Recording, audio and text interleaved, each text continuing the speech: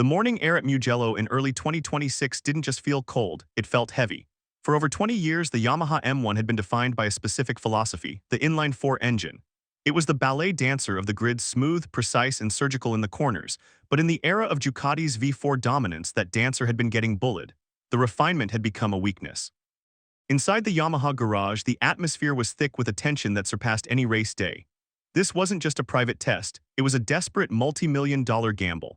The M1 V4 project was no longer a rumor. It was sitting under the spotlights, stripped of its fairings, revealing a compact, violent heart that Yamaha had resisted building for 2 decades. Engineers hovered over glowing monitors, their faces pale in the blue light. High-ranking executives from Iwata stood in the back of the box, arms crossed, watching the mechanics with hawk-like intensity. Every career in this room was tethered to the performance of this machine. If the V4 failed, Yamaha's future in MotoGP would likely vanish with it. But the machine was only half of the equation. To tame a beast built on aggression, Yamaha didn't turn to a rider raised in the delicate world of Grand Prix racing. They turned to an outsider, a man who built a career on defying the laws of physics and the expectations of critics. As the garage doors began to rise, the paddock held its breath. No one inside the paddock expected what would unfold next, and it would change everything for him, his team, and the entire 2026 season. Toprak Razgatlioglu stepped into the garage with the calm of a man about to take a Sunday stroll, yet his eyes betrayed a predatory focus. Known globally as the king of late braking, Toprak had spent years making the world superbike paddock look like amateurs, but the skeptics had always been loud. His style is too dirty for MotoGP, they said. He uses too much front brake, he'll tuck the front of a prototype in 2 laps. As the starter motor whirred and the M1 V4 roared to life, the sound alone sent a physical shockwave through the pit lane. It wasn't the high-pitched scream of the old Yamaha. It was a guttural, mechanical snarl, a V4 growl that sounded more like a Ducati or an Aprilia than anything Iwata had ever produced. Toprak rolled out onto the circuit. No celebrations, no theatrical wheelies. Within 3 laps, the telemetry data began to transmit figures that had the lead engineers staring at each other in disbelief. At San Donato, Mugello's most brutal braking zone, Toprak wasn't just braking late, he was rewriting the track's geometry. The typical M1 rider would flow into the corner with a high arc. Toprak did the opposite. He stood the bike on its nose, the rear wheel hovering inches off the tarmac, and hammered the V4 into the apex. The technical magic happened here. The new V4 chassis didn't protest. It didn't wobble or flex like the old inline-4 would have under such extreme load. It remained compliant, stable, and terrifyingly fast. But behind that calm expression in the helmet, pressure was building fast. And as the first sector times flashed purple, the silence in the garage wasn't from peace, it was from pure shock.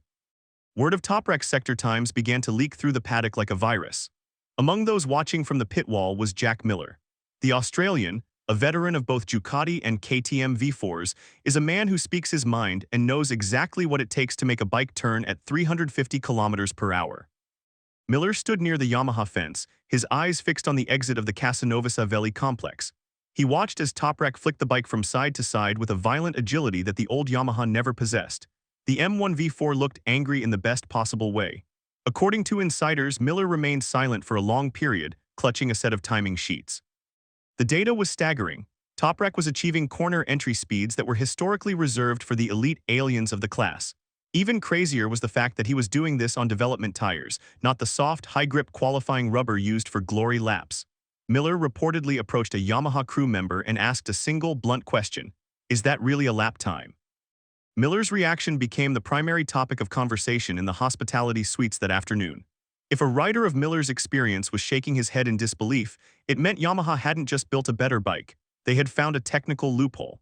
The V4 had solved Yamaha's decade-long weakness, top-end power and stability under heavy load.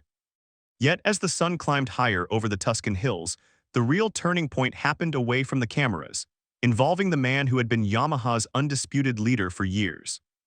While the engineers celebrated Toprak's data, one man sat in the corner of the hospitality suite, staring at a tablet in total silence. Fabio Quartararo. For years, Fabio had been the lone warrior for Yamaha, squeezing results out of an underpowered inline-4 through sheer talent and smooth riding. Now he was looking at telemetry that contradicted everything he knew about the M1. The contrast was stark. Fabio's data was a masterpiece of precision and flow. Toprak's data was a jagged mountain range of aggression. The V4 seemed to favor the brutal approach. Toprak was using the engine braking to pivot the bike in a way that inline-4 never allowed. Internal whispers from the garage suggested that Fabio was stunned. It wasn't just the speed, it was the ease with which Toprak was communicating with the engineers. The Turkish rider was providing surgical feedback on the power distribution and the way the chassis reacted as the tires began to drop. He wasn't just a fast guest rider, he was acting like an elite development lead. The political tension began to simmer. If the outsider from Superbikes could jump on the new project and immediately outperform the benchmarks, what did that mean for the hierarchy of the team? The Yamaha garage, usually a place of Japanese corporate stoicism, was now a theater of internal psychological pressure. For Fabio, the telemetry wasn't just data. It was a threat to his status as the number one, and the twist that followed would change the championship narrative entirely. As the afternoon session reached its peak, the track conditions at Mugello became perfect. The heat had soaked into the tarmac, offering maximum grip. The Yamaha team decided to let Toprak loose for a short time attack simulation. This was the moment of truth. Yamaha had long used Marquez's historic benchmarks at Mugello as the gold standard for maximum performance. To beat Marquez at Mugello is to prove that your bike belongs in the pantheon of greatness. Toprak exited the pits on a fresh set of tires. On his second flying lap, the speed trap recorded a figure that made the technicians gasp. The M1 V4 was hitting top speeds that were nearly identical to the Ducati's. The power deficit that had plagued Yamaha for years had been erased in a single engine cycle. But it was the lap time that paralyzed the paddock. Toprak crossed the line and eclipsed the internal record. He had surpassed the Marquez benchmark. He did it by attacking the Arrabbiata corners with a level of trust in the front end that seemed almost suicidal. The bike wasn't just fast, it was consistent. In a subsequent long-run simulation, his rhythm didn't drop. He was lapping like a metronome while the bike remained perfectly composed. The record was broken, but as the bike rolled back into the pits, the celebration was cut short by a realization no one saw coming. The test concluded with the sun setting behind the Mugello grandstands, but the shockwaves were only beginning to travel. Yamaha had set out to test a motor. They ended up discovering a new future. The V4 gamble had paid off technically, but it had created a massive problem for the 2026 rider market. Toprak Razgatlioglu had proven that he wasn't just a superbike champion. He was a MotoGP elite who could exploit a V4 better than almost anyone on the current grid. Reports began to surface that Yamaha executives were already restructuring contract offers, realizing that letting Toprak stay in superbikes would be the biggest mistake in the company's history. The Mugello shockwave had redefined the expectations for the upcoming season. The technical dispute between Inline 4 and V4 was over. Violence had won, aggression had won. Behind the closed doors of the Yamaha office, the atmosphere wasn't one of relief but of intense preparation. They knew that from this moment on, they were no longer the underdogs. They were the hunted.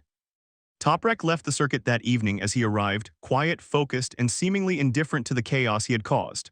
But the message to the rest of the grid, to Bagnaia, to Marquez, to Acosta, was loud and clear.